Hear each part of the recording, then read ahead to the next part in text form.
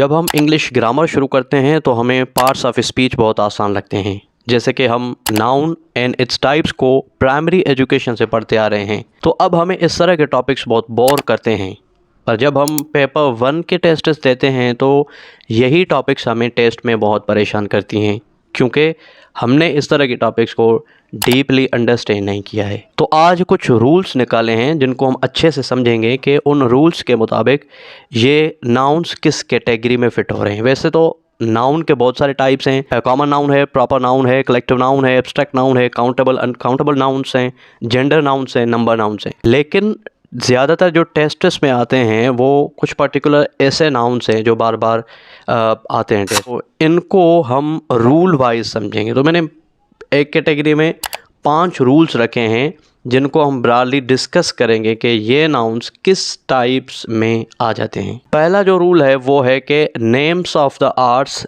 And sciences are which type of nouns. जैसे कि examples यहाँ पे हमने मेंशन कर दी हैं, ग्रामर हो गया, म्यूज़िक हो गया, केमिस्ट्री हो गया, फिज़िक्स हो गया, ये नाउन्स हैं, आर्ट्स और साइंस से रिलेटेड नाउन्स हैं। लेकिन ये पूछा जाता है कि ये किस टाइप्स की कैटेगरी से बिलोंग करते हैं। तो याद रखें ये नाउन्स हमारे एब्स्ट्रैक्ट नाउन्स हैं। और दूसरा रूल है कि nouns made from adjectives are of which type. जैसे हमारे पास एक एडजेक्टिव है good, kind, hard, bright, honest.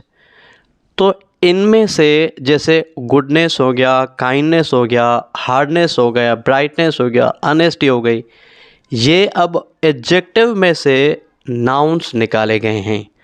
तो ये नाउन्स किस टाइप ऑफ नाउन से इनका वास्ता है? तो जनाब ये भी एब्स्ट्रैक्ट नाउन्स हैं। तीसरा रूल है हमारा कि identify the gender of these nouns. अब ये थोड़ा सा ट्रिकी है इसको समझना। जेंडर ऑफ दीज नाउन्स, वैसे तो जेंडर में हमने पढ़ा है कि on the basis of sex हमारे 4 टाइप्स ऑफ नाउन्स हैं। एक वो होते हैं जिनको मैस्कुलाइन कहते हैं, फेमिनाइन कहते हैं, और कॉमन जेंडर वाले होते हैं, और कुछ ऐसे होते हैं जो न्यूटर होते हैं। अब ये ऐसे नाउन्स हैं जिनको on the basis of gender divide किया गया है। जैसे द सन हो गया, समर हो गया, विंटर, टाइम, डेथ, और the moon, the earth, the peace, hope, charity. अब ये किस तरह के, किस कैटेगरी में से नाउन्स हैं?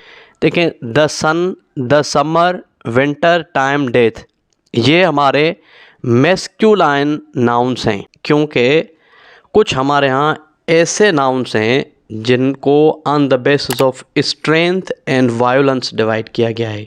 तो ये वो नाउन्स हैं जो स्ट्रेंथ एंड वायलेंस के हिसाब से ये मैस्कुलाइन नाउन्स कहलाते हैं।